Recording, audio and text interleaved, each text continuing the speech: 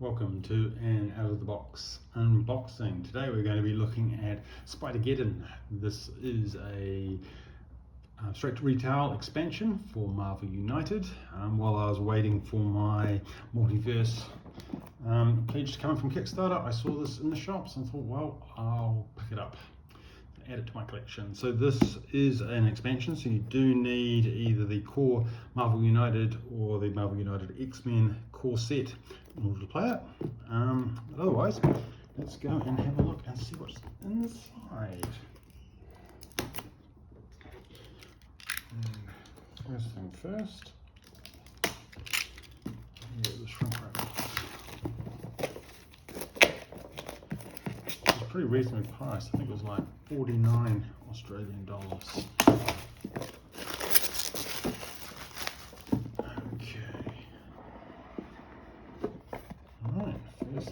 First we get an ad. That being said, sometimes these are really handy. There's some free content for different games as long as you get new scenarios, so they are worth checking out. Then you've got your usual rule book, a little summary on the back, list of components, setup.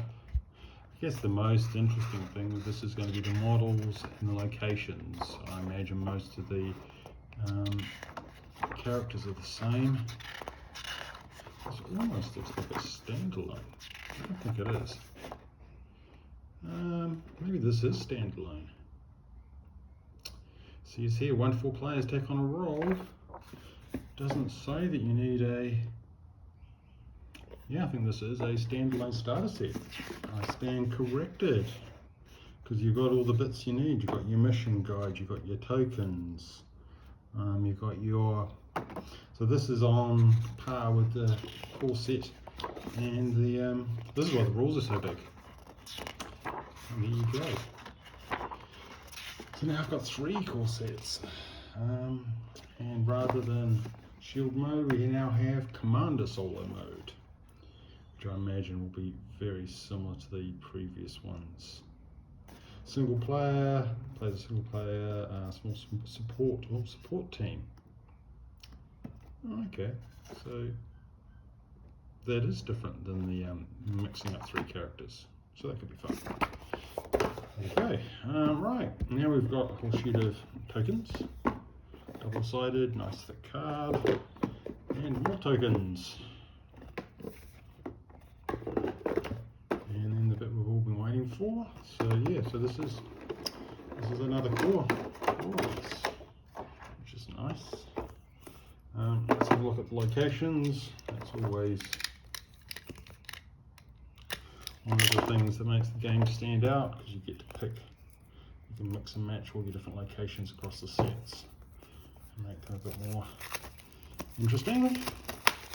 So let's have a look and see what we get. We have got Sims Tower, Loom World, Japan, Great Weaver Temple, Horizon Labs. I'll let you pause it if you want to read the things. I'm not going to read them out. Spider Island, Parker Residence, and Las Vegas. So we'll get the 1, 2, 3, 4, 5, 6, 8.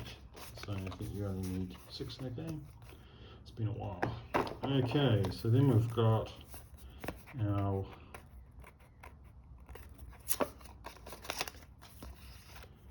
villain dashboard. Pretty flimsy card, but it's functional. And then we've got our these are our enemies. These are the villains. So we've got Anti-Venom, Spot, Warland, and each of these will have their own special Superior Spider-Man. Each of these will have their own special setup, and they usually have their own victory conditions. And again, that's what makes the game replayable, because you've got lots of different varieties. Well, let's have a look at some of the figures. The figures are always a... Let's start with I mean, no surprise here, they're really nicely detailed.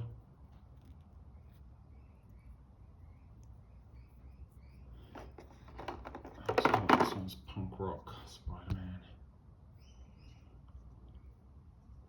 And again, if you're a painter, hours of fun. This is a good one.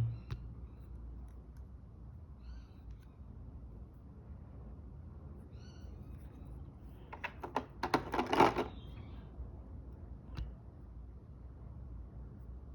think that's silk. These are dying out for painting though.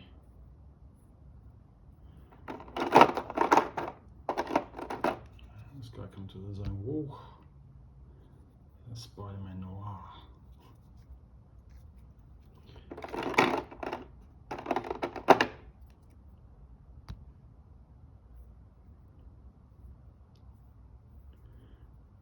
And then you get the kind of purple characters that will have a villain and hero decker cards, so you can play them with either both a villain or as a hero.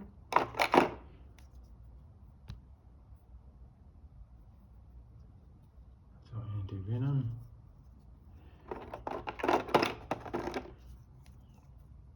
And then the red ones are just villains. A bit of trouble focus, let's stabilize. There's our Spot, he looks a bit dull and red. And that must be Mortis. I'm not hugely up on the Spider-Verse characters, so that'll be interesting. So what else have we got? So we've got plenty of space, put your tokens, and then you've got sets of cards. So battle plans. Not sure I've seen these before, so let's have a look. What do we got here? Battle plans. And then these look like rechargeable abilities. Let's look a little bit closer. It's got batteries, web shooters. There are different spider people.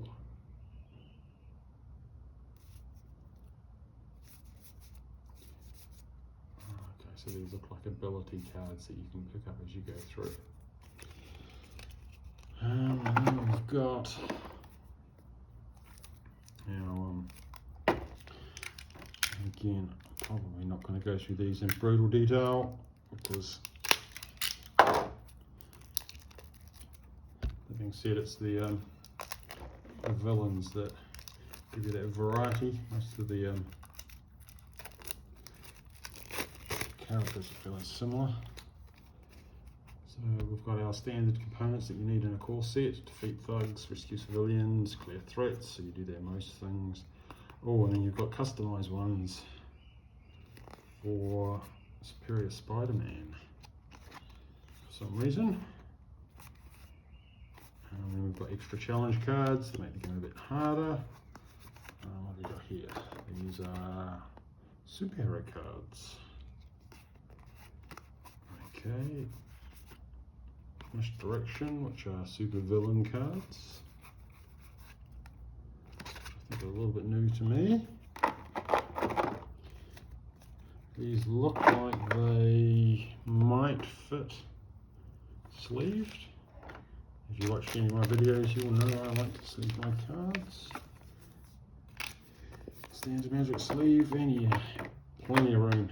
I guess the only problem will be height. But in terms of sleeving the cards, there is plenty of room in there. Thank you very much.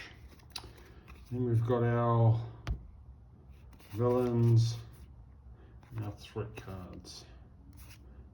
Starter Master Plan, Spot, and Superior Spider-Man. Again, each one of those will customize the game. I'm not going to go through those in brutal detail, that's something you get to discover in the game. Let's have a look and see what we've got in terms of playable characters. We should have 8, because we've got the 6 blue ones and the 2 multicolored ones, which makes for quite a good set of combinations if you're playing solo, particularly. Lots of different ways to play. Every character will have a starting hand, card in the starting hand. Anti-venom, so yeah, so we've got our standard characters. Silk. That's Peter Parker's daughter. Punk Rock. Spider-Punk. And each one will have a couple of standard cards and then ones that are more customized for those particular characters to give it a bit more flavor. Spider-Man Noir. Penny Parker. Safety Net. Okay, Webs. Symbiotic. Spider-Man. And Silk. What's she got? Let's have a look.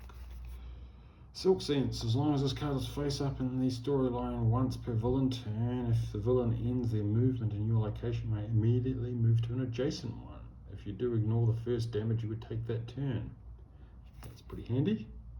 Organic Webbing. As long as your card is face up in the storyline and there are no moves at the bottom of the last 2 hero cards, you may perform 1 free move on your turn. Also very handy.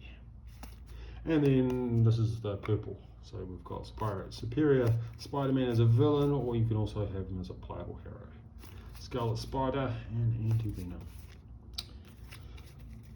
Lots of goodness in there. And yeah, excited to see that it kind of makes sense that it's a core set because it's got straight to retail.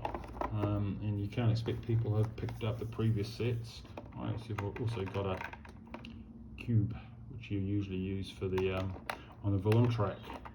So every villain will have a track that usually is your win or lose condition. There you go. No surprises in terms of the content, apart from the fact that it's core, but lots of goodness if you're into Marvel United. And you want a bit of a Spider-Verse, I might put this in the right place, Spider-Verse adventures while you wait for your multiverse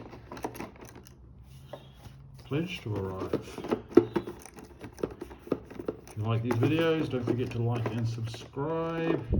I think I put that in the wrong way.